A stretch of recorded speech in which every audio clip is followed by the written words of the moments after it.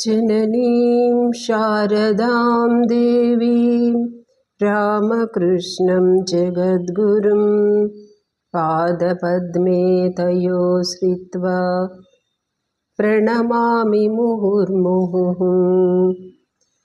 ध्यायेत्पद्मासनस्तां विकसितवदनां पद्मपत्रायताक्षीं हेमाभां पीतवस्त्रां करकलितलसद्धेमपद्माम्बराङ्गीं सर्वालङ्कारयुक्तां सततमभयदां भक्तनम्रां भवानीं श्रीविद्यां शान्तमूर्तिं सकलसुरनुतां सर्वसंपत्प्रदात्रीं। జేమ లలితా సహస్రనామంలో ఈరోజు 131వ శ్లోకం నుంచి చదువుకుందాము. అష్టమూర్తిరజా జైత్రీ లోకయాత్రా విధాయిని ఏకాకిని భూమరూప నిర్ద్వైతాద్వైతవచ్చిత. అష్టమూర్తి భూమి, నీరు, అగ్ని, వాయువు, ఆకాశం, సూర్యుడు, చంద్రుడు, క్షేత్రజ్ఞుడు లేదా యజ్ఞకర్త అని కూడా అంటారు. వీరిని అష్టమూర్తులు అని అంటారు. దేవి వీటన్నిటి రూపము అని అర్థం. ముందు నామాల్లో కూడా మనం సదసద్రూపధారిణి అని జగత్తు కారణం అమ్మే అని చెప్పుకున్నాం. అదే ఇప్పుడు ఆ జగత్తుని ఇంకా విశదీకరిస్తున్నారు. ఈ ఉపాధులన్నీ కూడా ఈ తత్వాలతోటి ఏర్పడినవే. అందుకని అమ్మని అష్టమూర్తి అన్నారు. ఇక అమ్మ అష్టమూర్తుల రూపాలను సరస్వతి నామం మూలంగా చెప్పినవి. సరస్వతి అంటే ప్రవహించినది, ప్రాణశక్తి. దీన్ని 8 రూపాలుగా కీర్తించారు. అవి లక్ష్మీ, మేధా, ధరాపుష్టి, గౌరీ, తుష్టి, ప్రభ, ధృతి. ఇలా అష్టమూర్తి రూపాల్లో ఉంది. ఇక మాతృకా రూపుల్లో చెప్పుకుంటే మాతృకామూర్తులు అంటే అసుర సంహారం కోసం అమ్మ నుంచి వచ్చినటువంటి దేవతలు. బ్రాహ్మి, మాహేశ్వరి, కోమారి, వైష్ణవి, వారాహి, ఐంద్రి, చాముండ, మహాలక్ష్మి ఇవి కూడా అష్టమూర్తులు. శ్రీచక్రంలో అష్టమూర్తులు అంటే అనంగ కుసుమ, అనంగ మేకల, అనంగ మదన, అనంగ మదనాతుర, అనంగ రేఖ, అనంగ వేగిని, అనంగ అంకుశ, అనంగ మాలిని. వీరందరూ కూడా అమ్మ నుంచి ఏర్పడిన దేవతలే. ఇవే కాకుండా వర్షిణి, కామేశ్వరి, మోదిని, విమల, అరుణ, జైని, సర్వేశ్వరి, కౌళిని ఇవన్నీ కూడా అమ్మ యొక్క వివిధ రూపాలు. ఈ విధంగా అమ్మని అష్టమూర్తి అని ఏ విధంగా మనం తీసుకున్నా కూడా సరిపోతుంది. అజా జైత్రి. అజ అంటే పుట్టుకలేనిది, జైత్రి అంటే జయమే తన స్వరూపంగా కలది అని. ఇవి 2 నామాలు, అజ, జైత్రి అన్నది.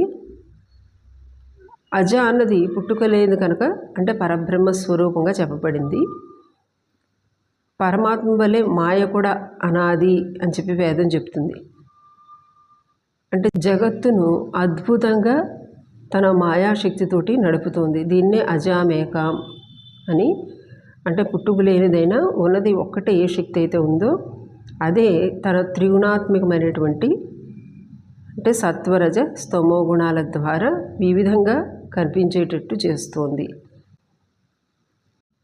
ఇక జైత్రి అంటే జయించినది అంటే మాయ అవిద్యా స్వరూపం, దాన్ని జయించే విద్యాస్వరూపం కూడా దేవియే. కాబట్టి ఈ అనాది అయిన మాయను జయించినది కాబట్టి జైత్రి అని ఈ 2 నామాలు ఒకేసారి చెప్పారు. అజ, జైత్రి. ఆమె పరబ్రహ్మ మాయాస్వరూపిణి, ఆమె మాయను అధిగమించగలిగే శక్తి అని.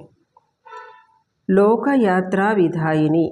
విధాయిని అంటే ఏర్పరచున్నది, లోకయాత్రను ఏర్పరచున్నది అని.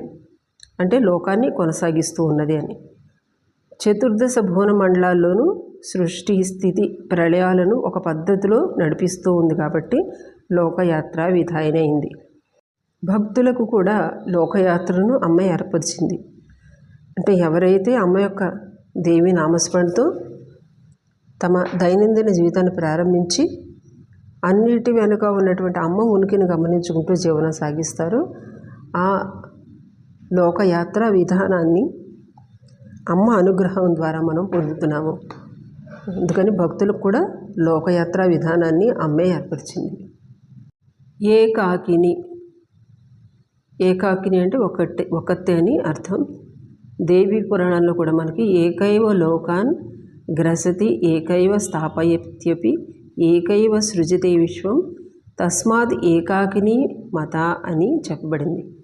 అంటే అమ్మవారు ఒక్కరే ఈ ప్రపంచంత సృష్టి స్థితి లయాలు చేస్తుంది. అలా చేయటానికి ఆమె సమర్థురాలు కాబట్టి ఆమె ఏకాకిని అని పిలువబడుతోంది. భూమరూప, భూమ అంటే అతి విస్తారమైంది. అమ్మ యొక్క అనంతత్వాన్ని ఈ పదం తెలియజేస్తుంది.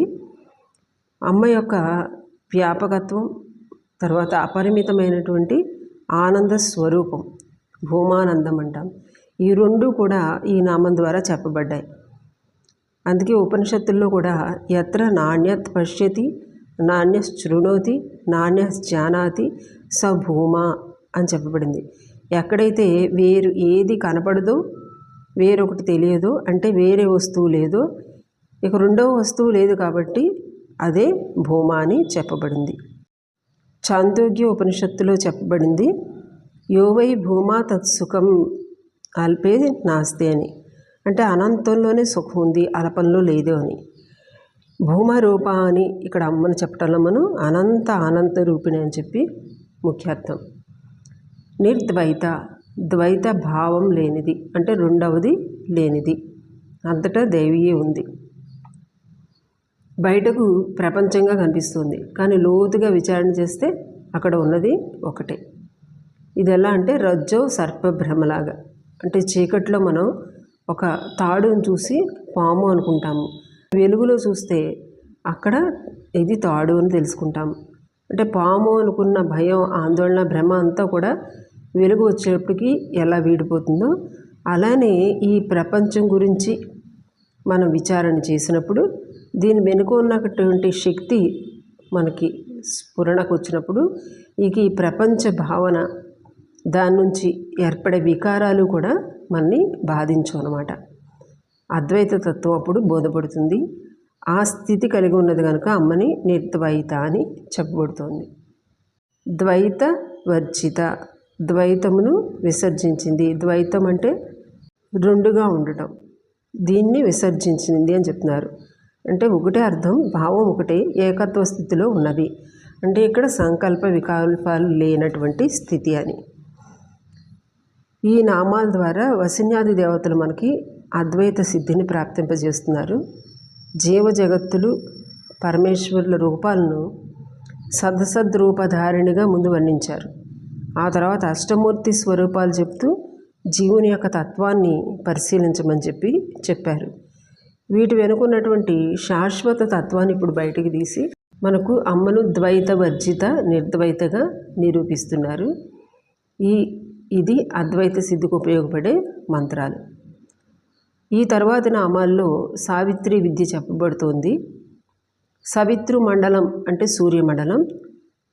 సూర్యమండలంలో దేవిని ఉపాసించడం అనేది సావిత్రి ఉపాసన అంటారు.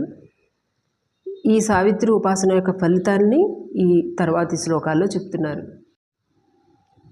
అన్నదా వసుధా వృద్ధ బ్రహ్మాత్మైక్య స్వరూపిణి బృహతి బ్రాహ్మణి బ్రాహ్మి బ్రహ్మానంద బలిప్రియ. అన్నద, అన్నమును ఇచ్చినది.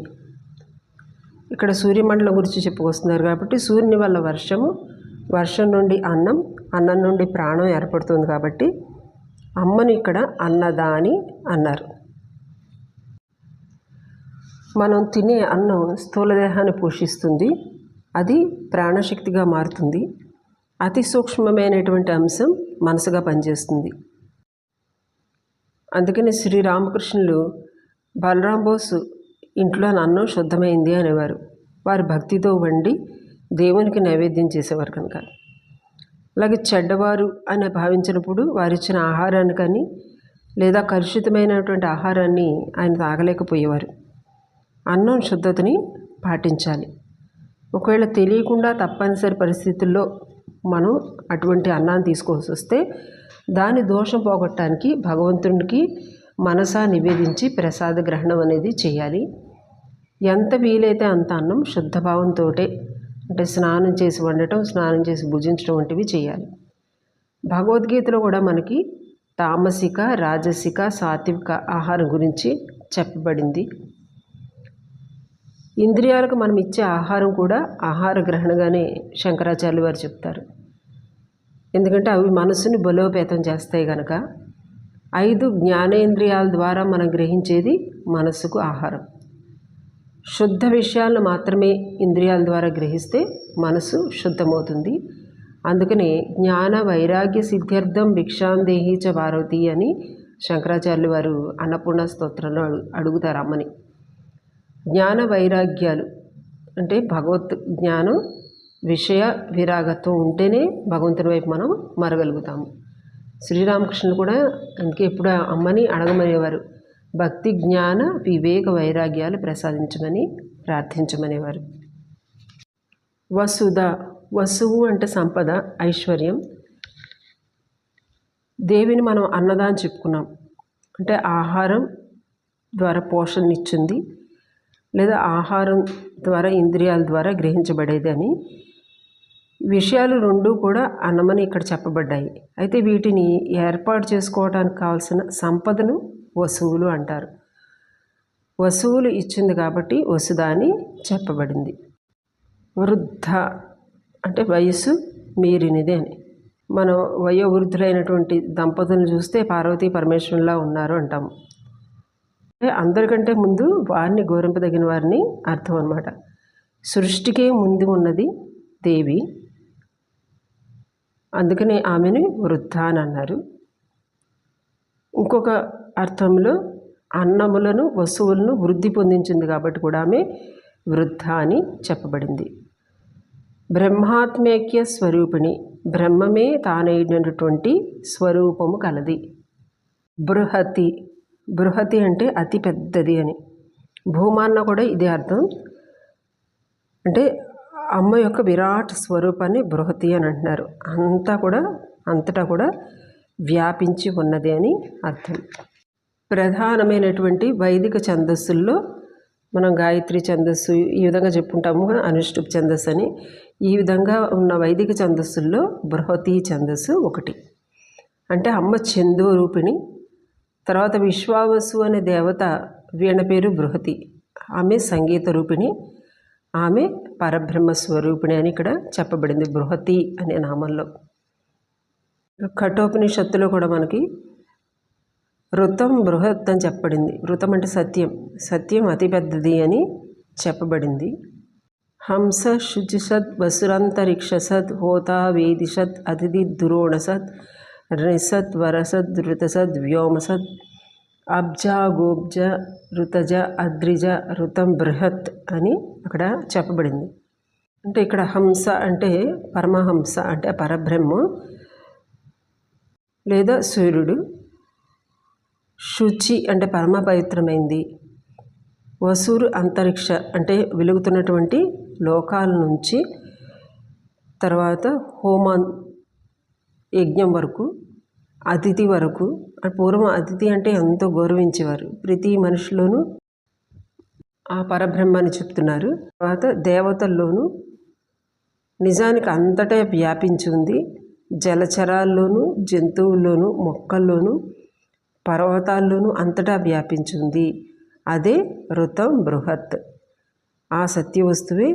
దానికి సత్యవస్తువు అని ఎందుకంటున్నారంటే మార్పు అనేది లేదు కాబట్టి సత్యవస్తువు. అంతకు మించిన అనంతమైనటువంటి వస్తువు లేదు అని చెప్పి ఈ కఠోపనిషత్ శ్లోకంలో చెప్పబడింది. ఇక్కడ ఇంకొక విషయం ఏంటంటే, జీవునికి పరబ్రహ్మ పదార్థానికి సంబంధం ఏంటంటే 2 ఒకే వస్తువు అనే నిరూపణ కూడా ఇక్కడ చేయబడింది. అదే బృహతి శబ్దంతో చెప్పారు. బ్రాహ్మణి, బ్రాహ్మణునికి సంబంధించింది బ్రాహ్మణి. అంటే తపస్సుకే అంకితమైనటువంటి వాడు బ్రాహ్మణుడు. ఇక్కడ స్త్రీ శబ్దంలో బ్రాహ్మణి అని చెప్పబడింది. బ్రహ్మానికి వేదం, ధర్మం, తపస్సు, జ్ఞానం అని 4 అర్థాలు ఉన్నాయి. అంటే ఇవన్నీ కూడా పరమాత్మని సూచిస్తున్నాయి. అంటే వేదాధ్యయనంతో, ధర్మ మార్గంలో తపస్సుతోటి జ్ఞానవంతుడు ఎవరైతే ఉంటారో అతన్ని బ్రాహ్మణుడు అని అనాలి. అదే ఇక్కడ బ్రహ్మణి అని చెప్తున్నారు. ఇంకొక అర్థం శివుణ్ణి బ్రాహ్మణుడు అంటారు కాబట్టి అతని పత్నిగా బ్రాహ్మణి అయింది. కాశీలో అమ్మ ఈ బ్రాహ్మణి రూపంలోనే అన్నదానం చేసింది. తపోనిరతగా తపస్సు చేసి అమ్మ వేద ధర్మ జ్ఞాన స్వరూపిణిగా నిలిచి కాశీకి వచ్చి అందరికీ భిక్ష పెడుతుంది కాబట్టి అందుకనే శంకరాచార్య వారు అమ్మని అడుగుతారు, జ్ఞాన వైరాగ్య భిక్ష పెట్టమని అంటారు. బ్రాహ్మి అన్న పరబ్రహ్మ స్వరూపిణియే. అంటే బ్రహ్మ యొక్క శక్తి బ్రాహ్మి. ఇక్కడ సరస్వతి అని కూడా మరొక రూపం చెప్పుకోవచ్చు. ఈ నామాల్లో అమ్మ సావిత్రి, సరస్వతి, చందోమాత, గాయత్రి 3 రూపాలు కనిపిస్తున్నాయి. బృహతి, బ్రాహ్మణి, బ్రాహ్మి ఈ 3 రూపాల్లోనూ అమ్మ ఉంది. బ్రహ్మానంద, ఇంతకు మించిన ఆనందం లేదు, అది అమ్మ యొక్క స్వరూపం అనమాట. అంటే బృహత్ ఆనంద స్వరూపిణి అని. సర్వలోకాల ఆనందాలన్నీ కూడా అమ్మ యొక్క ఆనందంతో పోల్చలేనివి. అందుకని అమ్మని ఏమన్నారు, బ్రహ్మానంద అంటే భూమానంద అని చెప్పారు. బలి ప్రియ, ఏదైతే త్యాగపూర్వకంగా ఇస్తారో దాన్ని బలి అంటారు. అమ్మకి పూజలో ఈ విధంగా ఇచ్చిన నివేదనను చాలా ఇష్టంగా స్వీకరిస్తుంది. త్యాగపూర్వకంగా ఇచ్చిన నివేదన ఆమె స్వీకరిస్తుందట. ఇది చాలా ముఖ్యమైనటువంటి విషయము. శ్రీరామకృష్ణులు చెప్తూ ఉండేవారు, జగద్ధాత్రి పూజకు ఒక అతను మేకను బలిచ్చేవాడట. తర్వాత అతను దంతాలు పడిపోయి ఆ తర్వాత ఊరికే ఢంకా మాత్రం వాయిస్తూ ఉండేవారు. బల్లులు గిల్లు ఆగిపోయాయి అని చెప్తారు. అంటే ఎవరి గుణానికి తగ్గట్టు వారు ఉపచారాలు చేస్తూ ఉంటారు. కానీ ఇక్కడ సాత్విక పూజలో బలి అంటే చండీ యాగం లాంటి అతి పవిత్రంగా విధి విధానంతో చేసేటటువంటి పూజల్లో కూడా బలి అంటే గుమ్మడి, మారేడు, చెరకు, కొబ్బరికాయలు బలిగా ఇవ్వాలని చెప్పబడింది. పూజ నైవేద్యాలు పెట్టే ముందు కొంత భాగాన్ని భూతకోటికి సమర్పిస్తారు. దీన్ని కూడా బలి అంటారు. అంటే బలి బుక్కులకి పెడతారు వీటిని. వీటికి పెట్టడం చూసి అమ్మ చాలా సంతోషిస్తుందట. అంటే మన శాస్త్రాల్లో ఎవరికైతే గతి లేదో వారి పట్ల కూడా ఒక బలి విధానాన్ని ఏర్పరిచి ఈ బలి బుక్కులను సంతుష్టపరిచిన తర్వాత దేవతలను సంతృప్తిపరచమని ఆ తర్వాత పరదేవతను ఆరాధన చెప్తారు. అలాంటి గొప్ప సంస్కృతి మంది. అయితే ఆయా దేవతలకు ఇచ్చే బలులన్నిట్లు కూడా దేవి ప్రీతి చెందుతుంది. ఎందుకంటే ఆమె దేవదేవేశి కనుక. ఈ విధంగా అమ్మ బలి ప్రియ అని చెప్పబడింది. సాధన చేసేవారికి బలి ప్రియ అన్న నామాన్ని తీసుకుంటే అహంకార మమకారాలను త్యజించడమే అసలైనటువంటి బలి అన్నమాట. ఎవరైతే అమ్మ శరణగతి పొంది అమ్మ దగ్గర మన అహంకారాన్ని బలిస్తామో అమ్మ అప్పుడు మన ఇష్టపడి అనుగ్రహిస్తుంది. తరువాతి శ్లోకం, భాషారూప బృహస్సేన భావ వివర్జిత సుఖారాధ్య శుభకరీ శోభన సులభాగతి. భాష రూపంలో ఉంది, అంటే వాగ్ రూపంలో ఉంది. నాదరూపిణి అయినటువంటి ఆమె వివిధ భాషలుగా వ్యక్తమవుతుంది. ఎవరు ఏ భాషలో భాషించినా అది ఆమె ఏర్పరిచిందే. బిడ్డకు ఎంత భాష వస్తుందో అంత భాషలోనే తల్లి బిడ్డతో మాట్లాడుతుంది. తర్వాత వాక్కుకి కల దశలను మనం చెప్పుకున్నప్పుడు మనలో ఉన్నటువంటి ప్రాణశక్తి 4 రూపాల్లో వ్యక్తమవుతుందని చెప్పుకున్నాం. వీటినే పర, పశ్యంతి, మధ్యమ, వైఖరి అనే దశలుగా చెప్పుకున్నాము. వాగ్ రూపంలో బయటకు వచ్చే ప్రాణశక్తి రూపం వైఖరి రూపం. ఇదే భాషా రూపం. 50 అక్షరాలు భాషగా ఏర్పడుతున్నాయి. ఈ 50 అక్షరాలు మాతృకా వర్ణ రూపాలు. అందుకనే అమ్మ మాతృకా వర్ణ రూపిణి అని మనం చెప్పుకున్నాం. ఈ వర్ణాల్లోంచి మంత్రాలు, బీజాక్షరాలు అన్నీ ఏర్పడుతున్నాయి. అందుకని అమ్మని భాషా రూపాన్ని చెప్పారు. బృహత్ సేన, పెద్ద సేన కలది. ఇక్కడ మంత్రాక్షరాలు వీటి గురించి చెప్తున్నారు కాబట్టి మంత్రాలే సేనలు. మంత్రాక్షరాలన్నీ కూడా అమ్మ కనుసనల్లో మెలిగి సేవించే దేవతలు అన్నమాట. శ్రీ విద్యలో చెప్పబడే మంత్రాలని ఆమ్నాయ మంత్రాలని అంటామని చెప్పుకున్నాము. అంటే షడామ్నాయ మంత్రాలు అన్నీ కలిపితే ఇవన్నీ కలిపి బృహత్ సేన. శ్రీ విద్యలో ఇతర వైదిక దేవతల పూజలన్నీ కూడా చేర్చబడ్డాయి కాబట్టి ఈ అన్ని దేవతలు వాటి మంత్రాక్షరాలు ఇవన్నీ కలిపి ఒక బృహత్ సేన అవుతుంది. వీటన్నిటికీ కూడా అమ్మ అధిష్టాన దేవత. ఇక రెండవది, వేద మంత్రాలన్నింటినీ కూడా సేనలని చెప్పబడ్డారు. ఆవిడికి సేనగా ఉంది. అందుకని వేద మంత్రాలు అనంతమైనవి, ఆమెది బృహత్ సేన అని చెప్పచ్చు. ఇంకొక అర్థంలో లలితాదేవి సేనను సూచిస్తుంది. బండాసురుడిని చంపడానికి, అతడి సైన్యాన్ని సంహరించడానికి వీళ్ళందరూ కూడా సిద్ధంగా ఉన్నారు అని చెప్పి మనకు నామాల్లో వచ్చింది. ఇక్కడ ఉన్న దేవతలు, ఈ అమ్మ యొక్క సైన్యాన్ని నడుపుతున్నటువంటి దేవతలు శ్యామలాదేవి, మంత్రిణీదేవి, వారాహీదేవి, సంపత్కరీదేవి, అశ్వారూఢాదేవి, నిత్య దేవతలు. వీరందరూ కూడా వీరి సేనలతోటి అమ్మ వెనుక వచ్చారనమాట. ఇదే ఒక బృహత్ సేన అని కూడా చెప్పుకోవచ్చు. ఈ దేవతలందరికీ కూడా మంత్రాలు ఉన్నాయి. వీరు స్పందించడానికి మంత్రాలను భాషా రూపంగా చెప్పుకుంటున్నాము. ఎంతమంది దేవతలు, అంగదేవతలు అందరి మంత్రాలతో వారు అనుగ్రహిస్తున్నారు. వీరందరూ శ్రీ విద్యలో ఉల్లేఖింపబడి ఉన్నారు కాబట్టి వీరందరికీ అధిదేవత లేదా పరదేవత లలితాంబ కనుక అందుకనే ఆమెని బృహత్ సేన అని చెప్పి పిలువబడుతుంది. భావ వివర్జిత, భావానికి అభావానికి రెండిటికి అందనిది.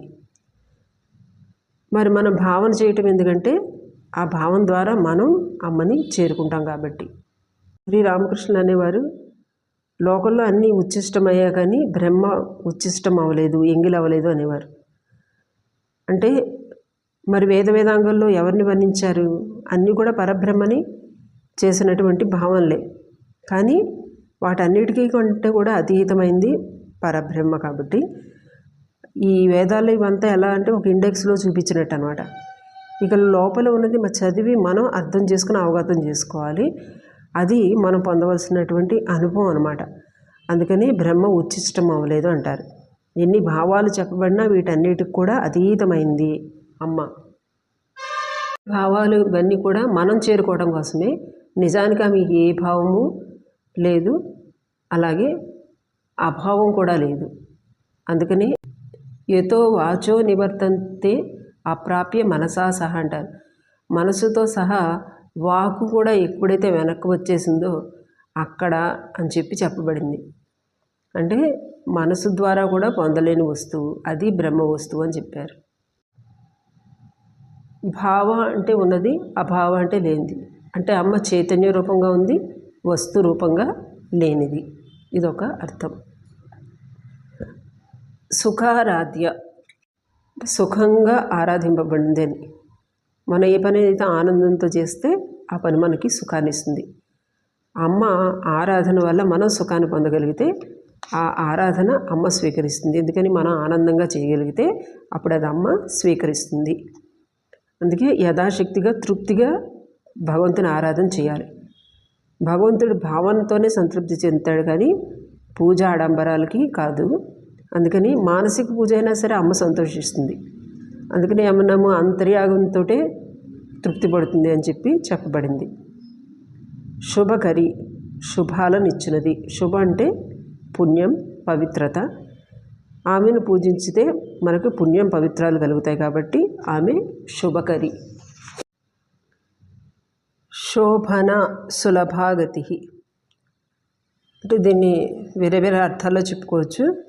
శోభన స్వరూపురాలు, అంటే శుభ స్వరూపురాలు లేదా శుభ స్వభావురాలు కాబట్టి శోభన. పూజ చేసేవారు కూడా శోభనలై పూజించితే సులభంగా లభిస్తుంది అని అర్థం. అంటే శోభనలై అంటే బాహ్య అభ్యంతర శోచం ఉండి మనస్సుని భగవంతునిపై నిలిపేవారే శోభనులు. దేవో భూత్వా దైవం ఏజేత్ అన్నారు. అంటే దైవ లక్షణాలను ఆపాదించుకుని దైవాన్ని పూజించాలి అని, అప్పుడు ఆ పూజ సఫలం అవుతుంది అన్నారు. ఇదే శోభన సులభాగతి. ఇంకొక అర్థంలో చెప్పుకోవాలంటే శోభన అసులభాగతి అని. అంటే అమ్మ శుభస్వరూపిణి అయిన తల్లి, అయితే అంత తేలిగ్గా పొందలేనిది అని. ఎందుకని? ఎంతో పుణ్యం సాధన వల్ల మాత్రమే ఆమెను మనం పొందగలం. మనుష్యాణం సహస్రేషు కచ్చిత్ యతత్ సిద్ధయే యతతామపి సిద్ధానాం కచ్చిన్మాం వేతి తత్వతః అని చెప్పి భగవద్గీతలో కూడా చెప్పబడింది. అందుకని అమ్మని ఆ సులభాగతి అని చెప్పారు. తర్వాతి శ్లోకం. రాజరాజేశ్వరీ రాజ్యదాయిని రాజ్యవల్లభ రాజత్కృపా రాజపీఠ నివేశిత నిజాశ్రిత. తర్వాత నామం రాజరాజేశ్వరి, అంటే రాజరాజులకి ఆమె ఈశ్వరి అని. యా బ్రహ్మాచ్యుత శంకర ప్రభృతిభి దేవై సదా పూజిత అని చెప్పబడింది. అంటే బ్రహ్మ విష్ణు మహేశ్వర దేవతలందరితోటి కూడా ఎల్లప్పుడూ పూజింపబడుతోంది అని. ఇంకా రాజరాజు అంటే కుబేరుడు, కుబేరునితో పూజింపబడుతుందని ఒక అర్థం. మనకు కుబేర విద్య కూడా శ్రీ విద్యలో చెప్పబడింది. ఇక ఈ రాజరాజేశ్వరి నామం నుంచి సంధ్యాసాగర మేఖల వరకు అంటే రాజ్యలక్ష్మి మంత్ర విద్య ఇక్కడ చెప్పబడుతుందట. వీటి పారాయణం వల్ల ఉన్నత స్థితి లభిస్తుంది అని చెప్పి చెప్తారు, రాజ్యాన్ని పొందుతారు అని. అయితే ఈ నామాల్లో ప్రతిపాదింపబడుతున్నటువంటి దేవత రాజ్యలక్ష్మి దేవత. ఇది కూడా షోడశి విద్యగానే పరిగణించబడుతుంది. రాజరాజేశ్వరి అంటే ఇక ఆమెను మించినటువంటి రాజ్ఞి మరొకరు లేరు. ఈ భావనయే అమ్మ యొక్క గొప్పదనాన్ని తలుచుకుని ఎవరైతే బాహ్య సంపదలను కోరుకోరో సాధకుడు సమాధిని పొందగలుగుతాడు అని చెప్తున్నారు. రాజ్యదాయిని, రాజ్యమునిచ్చినది. ఆమె అఖిలాండ కోటి బ్రహ్మాండ నాయక. అందుకనే కోరుకునే వారందరికీ ఆమె రాజ్యాన్ని ఇస్తుందట. ఎవరికి? అష్టదిక్పాలకులకి, దేవతలకి. అంటే ఎవరి రాజ్యాన్ని కావాలని వారు కోరుకుంటున్నారో వాళ్ళందరూ కూడా ఎవరు? అమ్మ దేవల్నే వాళ్ళు ఏలుకుంటున్నారు. అంటే ఇక్కడ ఎవరిది ఏ రాజ్యం అనేది అంత వివరణ ఇక్కడ అవసరం లేకపోయినా విషయం తెలుసుకోవడం కోసం మనం బ్రహ్మ విష్ణు మహేశ్వరులు అంటే సత్యలోకం, వైకుంఠలోకం, కైలాసమని, ఇంద్రుడు అమరావతి, ఆ తర్వాత అగ్నిదేవుడు తేజోవతి, యముడు సంయమిని, వరుణుడు శ్రద్ధావతి, వాయువు గంధవతి, కుబేరుడు అలకాపురి, ఇలా మొదలైనవన్నీ కూడా ఈ భువనాలన్నీ కూడా అమ్మ భువనేశ్వరిగా వీరందరికీ రాజ్యాలు ప్రసాదించి వారిపై కరుణిస్తోంది కాబట్టి రాజ్యదాయిని అని చెప్పారు. అలాగే ఎవరైతే అమ్మని పూజిస్తారో రాజ్యాన్ని కోల్పోయిన వాళ్ళు తిరిగి రాజ్యాన్ని పొందారు అని చెప్పి మనం సురధుడు అనే కథలో తెలుసుకుంటాం. దేవి మహాత్మ్యలో వచ్చినటువంటి కథలో సురధుడు అనే రాజు తన యొక్క బంధుమిత్రులతోటి వంచింపబడ్డాడు. శత్రువులు వచ్చి రాజ్యాన్నంతా ఆక్రమించేసుకుంటారు. అప్పుడు ఒక్కడే గుర్రం మీద వేట మిషతోటి బయటకు వచ్చేసి అరణ్యాలకు పారిపోయి వస్తాడు. అక్కడ మేధాముని ద్వారా అమ్మ గురించి తెలుసుకుని అమ్మని పూజిస్తాడు. పూజిస్తే అమ్మ ఏం చేస్తుంది? ఆయనకి రాజత్వాన్నే కాకుండా ఒక మన్వంతరానికి ఆయన్ని ప్రభువుని చేసింది. ఈ విధంగా అమ్మ రాజ్యదాయిని అయింది. ఇంకొక నామంలో కూడా ఇదే వస్తుంది, రాజపీఠ నివేశిత నిజాశ్రిత అని. తను ఆశ్రయించిన వారిని రాజపీఠం మీద కూర్చోబెడుతుంది అని చెప్పి తర్వాత నామంలో చూద్దాం. అది రాజ్యదాయిని. తర్వాత రాజ్యవల్లభ అంటే రాజ్యాలు, ఈ రాజ్యాలన్నిటికి కూడా ఆమె నాయకురాలు. తర్వాత రాజ్యములకు ప్రియమైనది అని కూడా ఒక అర్థం ఉంది. ప్రియమైనది, రాజ్యాలకు కావాల్సినవన్నీ కూడా వనగూర్చేది అని కూడా అర్థం ఉంది. రాజత్ కృప, రాజరాజేశ్వరిగా, రాజ్యదాయనిగా, రాజ్యవల్లభలాగా అమ్మ రాజ్యలక్ష్మిని ఇచ్చి అందరికీ తన కృపను లేదా దయను చూపిస్తోందన్నమాట. ఆమె పొందేది ఏమీ లేదు, కానీ ఆమె అహేతుకు కృపని ఆమె చూపిస్తోంది. ఇక్కడ రాజత్ కృప అన్న దాంట్లో రాజత్ అంటే ప్రకాశవంతమైన గొప్పదైనటువంటి కృప అని కూడా చెప్పవచ్చు. అమ్మ యొక్క గొప్పదైన కృప వల్ల ఏం జరుగుతుంది? రాజపీఠ నివేశిత నిజాశ్రిత, నిజ ఆశ్రితులను, తన్ను ఆశ్రయించిన భక్తులను రాజపీఠంలో కూర్చోబెడుతుంది, అంటే గొప్ప స్థానంలో ఉంచునిదే అని. ఋగ్వేదాల్లో దేవీ సూక్తంలో ఇదే చెప్పబడింది. యం యం కామయతే తం తం ఉగ్రం కృణోమి తం బ్రహ్మాణం తం ఋషిం తం సుమేధాం అని చెప్పారు. అంటే నేను ఎవరిపై ప్రీతి కలిగి ఉన్నానో వారిని ఉగ్రుణ్ణి చేస్తాను. ఉగ్రుడు అంటే శివుడు. బ్రహ్మను చేస్తాను, ఋషిని చేస్తాను, మేధావిని చేస్తాను అని చెప్పి దేవి చెప్తుంది. రాజ్యలక్ష్మీ కోశనాథ చతురంగ బలేశ్వరి సామ్రాజ్యదాయిని సత్యసంధ సాగర మేఖల.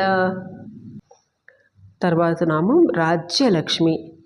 సమస్త రాజ్యాల్లోనూ అంటే లోకాల్లోనూ వ్యాపించి ఉన్నటువంటి లక్ష్మి రాజ్యలక్ష్మి.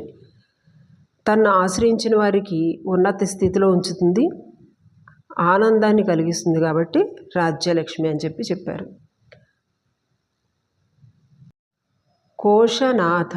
కోశం అంటే భాండారం, అంటే సంపదలు నిలవ ఉంచేది.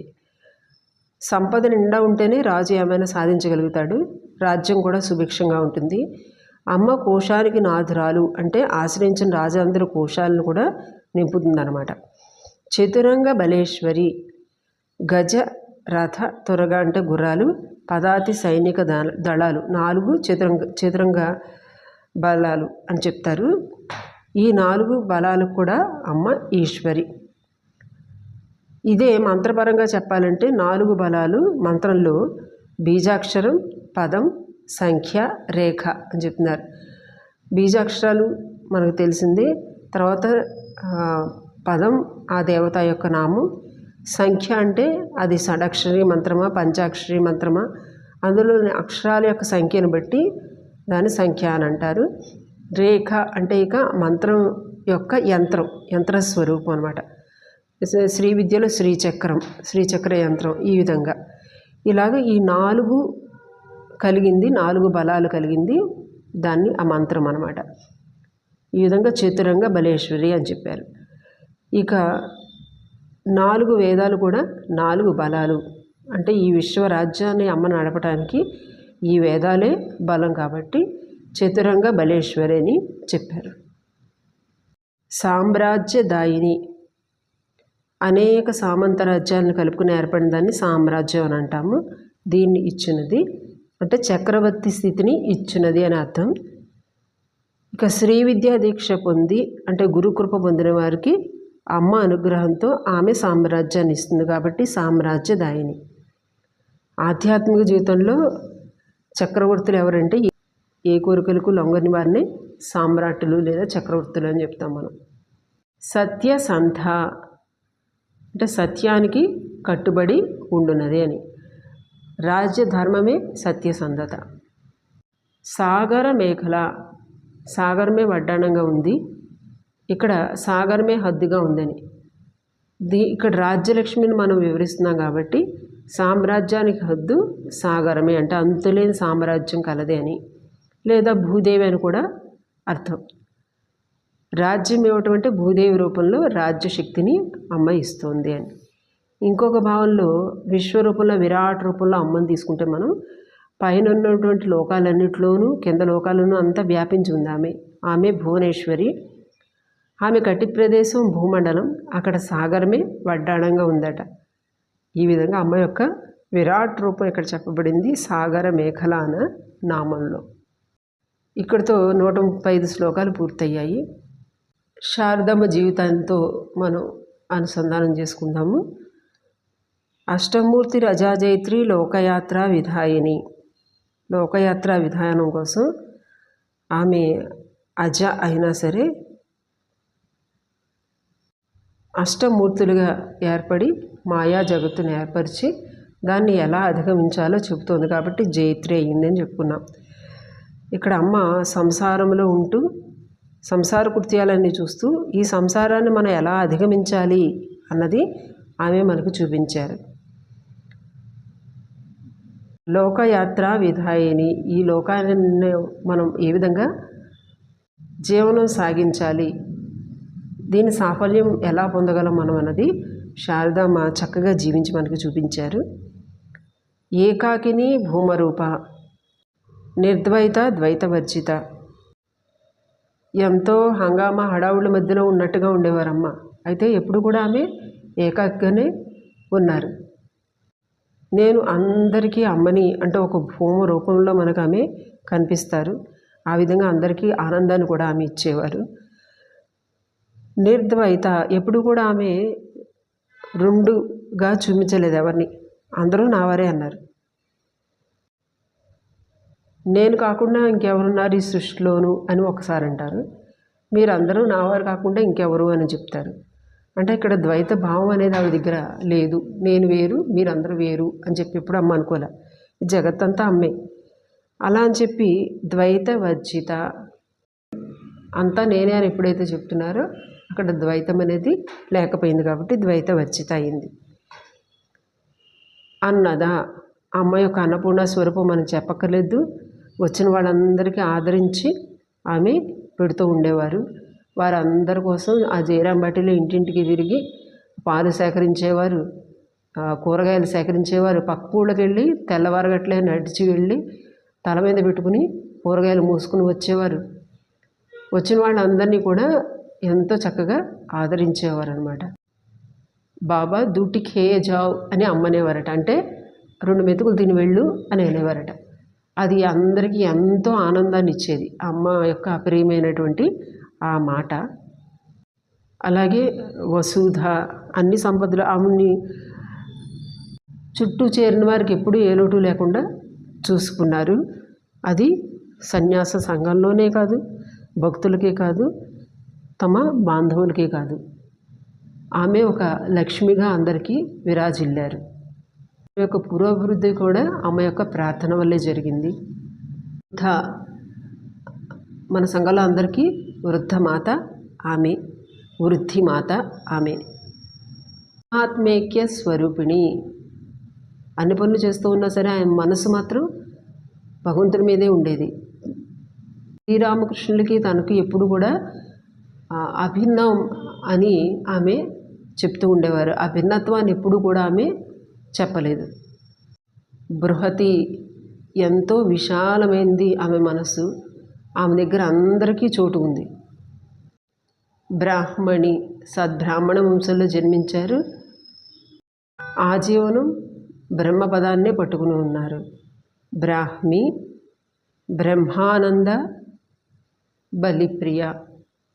అందరికీ బ్రహ్మానందాన్ని చేకూర్చేటటువంటిది. ఇష్టంతో ఇచ్చిన ఏదైనా తీసుకునేది. భాషారూప వివిధ భాషలుగా తానే ఉంది కాబట్టి అమ్మకి ఏ లోటు ఉండేవారు కాదు. పక్షులతోనైనా మాట్లాడగలిగేవారు, జంతువులతోటైనా మాట్లాడగలిగేవారు. ఏ భాష తెలియనటువంటి దక్షిణ ప్రాంతానికి వచ్చినప్పుడు భక్తుల మనస్సులతోటే ఆమె మాట్లాడారు. అమ్మ ఎక్కడికి వెళ్ళినా ఆమె యొక్క సేన ఉండేది, బృహత్ సేన. ఇప్పుడు కూడా మంది మార్బలంతో అమ్మ జయరాంబాటి నుంచి కలకత్తాకు వచ్చినా, కలకత్తా నుంచి జయరాంబాటి వెళ్ళినా, ఎక్కడికి వెళ్ళినా, ఆ విధంగా తీర్థయాత్రలకు వెళ్ళినా అమ్మ చుట్టూ ఎప్పుడు కూడా సేన ఉండేది. భావాభావ వివర్జిత. అమ్మ యొక్క పూజా విధానంలో కానీ, భావంలో కానీ, ప్రవర్తనలో కానీ ఎంతో భావంగా భావయుక్తంగా ఉండేవారు. అలాగే ఎక్కడ ఏది లోటు ఉందో దాని గురించి ఎప్పుడూ ఆమె పట్టించుకోలేదు. శ్రీరామకృష్ణులకి ఎంతో భావయుక్తంగా తినిపించేవారు. నా గోపాల రా తిను అని చెప్పేవారు. అలాగే రాస్తాలో వెళ్తున్నప్పుడు అన్నం పడిపోతే ఆ పడిపోయిన అన్నాన్ని ఒక ఆకులోకి ఎంతో సహజంగా ఎత్తి ఈ రోజుకి దీంతోటే సరిపెట్టుకోండి అని చెప్పి తినిపిస్తారు. ఈ భావాలకు అతీతమైనది ఆమె. సుఖారాధ్య. ఆరాధించే వాళ్ళకి సుఖాన్ని ఇచ్చేది, శుభాన్ని ఇచ్చేది, శోభనమైనది, సులభాగతికి చాలా సులభంగా దొరికేది. అమ్మ అన్న నామంతో అందరికీ దొరికేది. రాజరాజేశ్వరి. ఆమె ఈ సంఘానికి రాజరాజేశ్వరి, రాజ్యదాయిని. ఈ సంఘాన్ని ఏర్పరిచింది. రాజ్యవల్లభ. ఈ సంఘంలో అందరికీ ప్రియమైనది. ఈ సంఘాన్ని ఆమె ప్రియంగా చూసుకున్నది. రాజత్ కృప, ఆమె కృప, ఆ ప్రకాశం అనేది ఇప్పటికీ అది అందరి మీద ఉంది.